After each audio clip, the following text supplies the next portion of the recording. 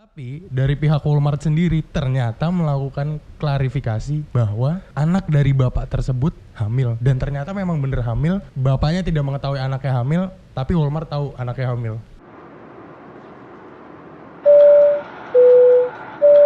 Ladies and gentlemen, welcome aboard Overbus. We are delighted to have you with us today. Sebelum menonton, pastikan tegakkan kursi Anda, sediakan kopi, dan jangan lupa like, comment, and subscribe. Before watching this, please put your seat back in the upright position, ready with your coffee, and don't forget to like, comment, and subscribe. Thank you and enjoy the show. Welcome back to Overgrow. Selamat datang di Overgrow by Overbus. Salam jempol kelingking. Waduh, balik lagi kita ngisi segmen bisnis ini yang diisi oleh dua orang sotoy. Dua orang ngelantur. Jangan dianggap serius ya. Yes. Gua sama Zidni di sini. Ya Kenalan udah. lagi kali. Kenalan. Iya, Karena kenalan tak dulu. kenal maka tak sayang. Jangan diulang yang kemarin. Diulang. Nama gue Dava Rafif Bramantio. Nama gue Farhan Zidni. Ya, ini Bisa Instagram kita. Follow Instagram gue. Mm-mm. Di blog juga nggak apa-apa. Kelas Boleh. tuh gue.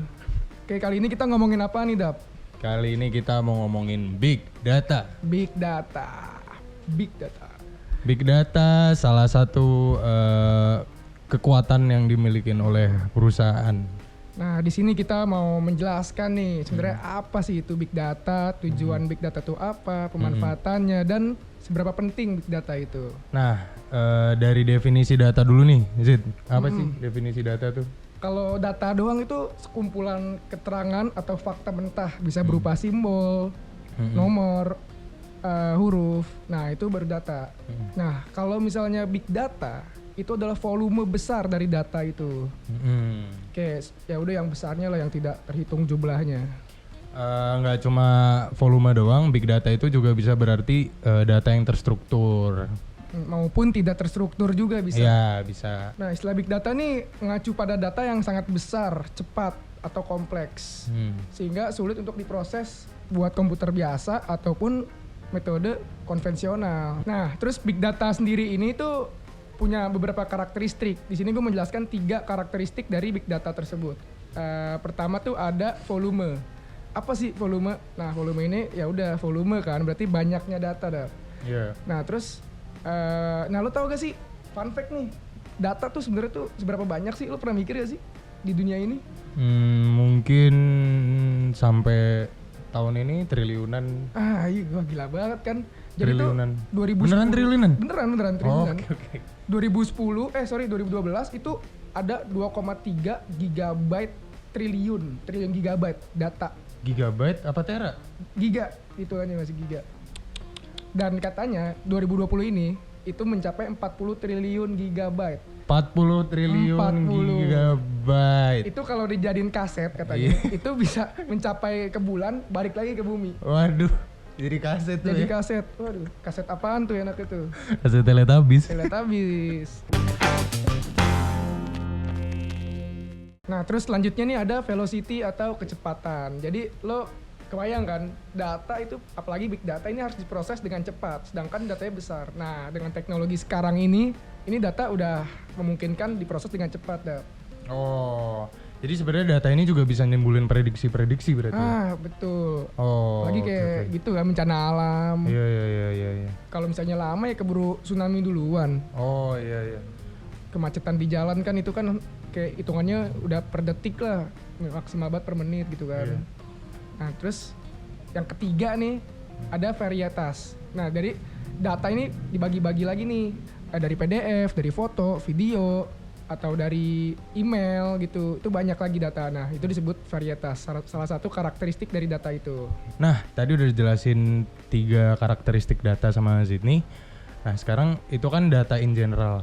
Sekarang yang mau kita kerucutin adalah penggunaan data di dunia bisnis. Nah, di dunia bisnis data ini difilter banget. Apa sih yang dilakukan perusahaan mengenai data-data itu? Yang dilakukan perusahaan adalah dengan mengumpulkan data sebanyak-banyaknya, sevalid-validnya dari customer yang bisa mereka dapat, terus diolah sehingga menciptakan outcome yang tepat mengenai customernya. Untuk apa sih terus tujuannya outcome itu adalah untuk ngambil langkah selanjutnya di bisnisnya mereka. Jadi istilahnya tuh kalau kita ngambil data doang, big data doang, itu tuh kayak kita ngambil barang dari tong sampah itu kayak banyak banget. Jadi kita Ya, perlu olah benar dulu. harus diolah gitu. Nah jadi nanti tiap perusahaan nih akan berlomba-lomba untuk mencari data atau bisa disebut juga sebagai data mining. Nah jadi Ya, tuh data mining. kan gue bilang kan data kayak kita ke tong sampah gitu kan, harus diproses dulu. Nah Dan gokilnya data tuh bisa didapat dari mana aja. Seremeh struk belanjaan lu. Itu dicatat sama perusahaan. Nanti bakal gue ceritain betapa gilanya soal materi big Pemanfaatan data ini, ya. pemanfaatan data ini gila banget. Plus baru-baru ini ada kasus yang nyerang. Pertama ada 2 perusahaan nih yang gue dengar beritanya. Satu perusahaan internasional, satu perusahaan nasional. tentang big data ini. Kenapa kena keusut ya tentang soal data ini. Rumornya sih penyalahgunaan data gitu. Oh penyalahgunaan data. Heeh. Ini nggak boleh sebut merek nih perusahaan apa nih? Boleh, nggak boleh. Tapi perusahaan- Takutnya kita kan tidak menyampaikan berita yang kurang yang nggak valid juga nih. Jadi ya Tapi- kalau kalian mau cari tahu juga bisa lihat di internet. Unicorn nih, unicorn. Iya, Unik. Nah, jadi sebenarnya boleh nggak sih penggunaan data ini? Boleh. Boleh karena data sendiri itu dibagi 2. Ada yang personal info sama aggregated data.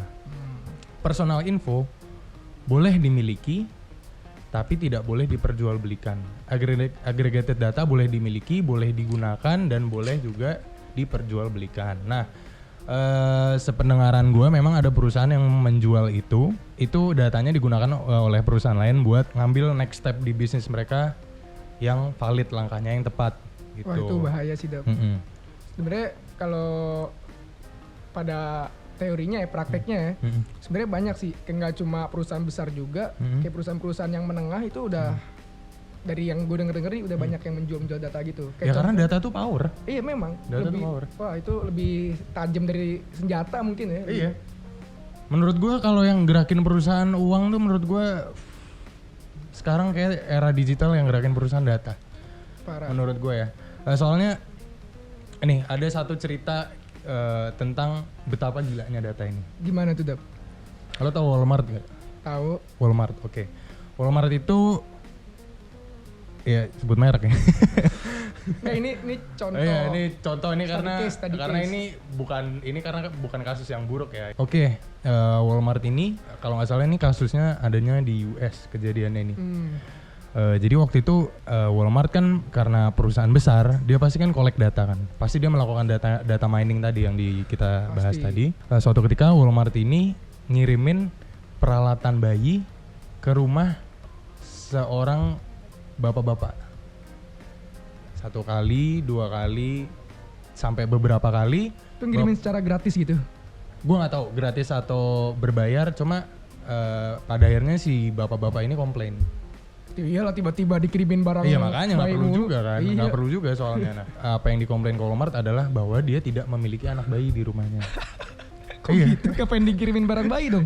Jogetnya kayak salkir ya. Iya. Kayak salkir. Udah gitu berkali-kali. Makanya. Siapa yang nggak kesel? Tapi dari pihak Walmart sendiri ternyata melakukan klarifikasi bahwa anak dari bapak tersebut hamil dan ternyata memang bener hamil. Bapaknya tidak mengetahui anaknya hamil, tapi Walmart tahu anaknya hamil. Itu data coy. Cir, hebat banget data. Parah. Data sekuat itu coy. Ya bener kata gue tadi, lebih berbahaya dibanding senjata menurut gue. Karena nggak langsung, kalau senjata langsung kita bisa menghindar. Cuma kalau data tanpa sadar, lo ya terkena efek dari, ya mungkin sisi efek samping lah dari data itu. Nah, mungkin kita mau ngasih real case-nya nih ya. Coba kalau dari lo apa Jit, real case nih, kira-kira perusahaan kita nih, perusahaan nasional nih yang, amin perusahaan kita. Contoh perusahaan nasional yang ngelakuin data mining ya nggak apa-apa ya, kan wajar. Dan metodenya seperti apa kalau dari lo? Kalau gue sih mandangnya ini sesimpel kayak kita ambil contoh salah satu supermarket lah, supermarket A. Gue dengar dari beberapa orang nih ya itu katanya supermarket A itu menjual data, kayak contohnya tuh data berapa banyak sih orang yang membeli produk ini. Nah ntar data itu kan dikasih ke supermarket yang lain, itu kan jadi berharga banget Dap. Iya. Ya, apalagi di kayak suatu kota ini ternyata Orangnya lebih interest masyarakatnya ke interest ke produk ini. apa. Itu kan berharga banget. Ternyata supermarket yang beli udah nyiapin karena dia udah punya datanya, dia udah nyiapin. Atau sesimpel kayak lo di medsos deh, ambil contoh di Facebook. Gue waktu itu di Facebook gue naruh hobi tuh otomotif. Kayak gak lama kemudian banyak banget iklan otomotif ke gue, dari mobil, motor, sepeda, anjir sepeda. Tiba-tiba ada, gue kagak minat sepeda kan. Ada. Itu kayak nge-track ya? Iklannya berarti pasti. nge-track ya? Sekelas Facebook sebesar itu, Iya. pasti nyari untungnya dari situ. Nah, salah satu sosial media pokok yang kita gunain adalah Instagram. Nah, di Instagram pasti kalian semua, sebagian besar dari kalian semua pasti sadar kalau kalian tuh nggak bisa lari dari advertisement di Instagram. Wah, parah sih. Gue waktu itu pernah ngepost di Instagram tuh location-nya toilet. Location-nya nih, toilet. Tiba-tiba gue buka Snapgram, terus kan suka ada iklan gitu. Iya. Barang-barang toilet cuy, dijual ke gue. Oh, itu belum seberapa. Jadi gue punya teman gue ini si A lagi main ke rumahnya si B. Terus si B ini beli bini, Apa? Bini hitam. Bini kupluk. Oh iya. Bini hitam. Si A ngomong, B, lo beli bini ini di mana? Oh, gue beli di online store, di apa? E-commerce X. Ya, kita nggak kita sebut namanya. Iya, pokoknya kita nggak dia nyebutin merek gitu. Iya, kita nggak nyebutin merek. Dia beli dari e-commerce X. Kebetulan nama tokonya ini dan kebetulan lagi diskon gitu. Oh gitu ya, kayaknya gue juga mau beli deh. Oke, terus selang 5 menit dia habis tuh bukain Instagram. Di Snapgramnya ada iklan toko yang sama dan warnanya hitam dan lagi nunjukin toko itu diskon. Waduh. Tapi emang setahu gue gitu sih, perusahaan Google, Facebook itu tuh nyari duit itu paling banyak katanya dari iklan. Dari iklan. Nah, itu kenapa tadi gue tekanin lagi betapa pentingnya data buat perusahaan. Jangan diremehin data, coy. Data tuh power sekarang di era digital ini. Parah. Tapi ya balik lagi, kalau lo dari sudut pandang perusahaan, itu data kan mentah kan. Lo harus mengolah itu biar jadi bermanfaat gitu. Kalau gue mendefinisikan data tuh ya udah cuma sekumpulan fakta aja. Nah, ntar di atas data tuh ada informasi. Jadi tuh kayak ada what-nya, where, who. Nah, terus di atasnya information itu ada knowledge. Nah, knowledge tuh jadi kita tahu dari information itu tuh kita tahu how gitu, bagaimana. Nah, setelah knowledge itu baru yang paling atas banget nih namanya wisdom. Mengapa itu terjadi? Jadi tuh kita harus memproses itu sampai ke wisdom itu kalau dari definisi gua. Nah, terus sebenarnya kan big data nih penting banget nih.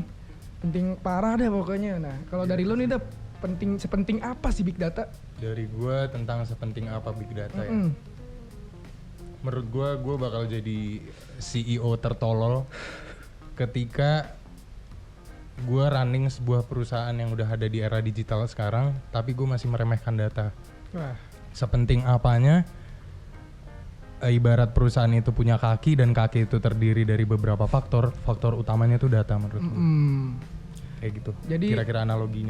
Sebenarnya data nih sebenarnya nggak terlalu penting lah seberapa banyak data yang lo dapetin, cuma seberapa bisa lo memanfaatkan data yang ada di situ. Bener. Kayak bisa memungkinkan lo mengurangi biaya kos perusahaan lo, mengurangi waktu, efektivitas, dan pengambilan keputusan yang cerdas.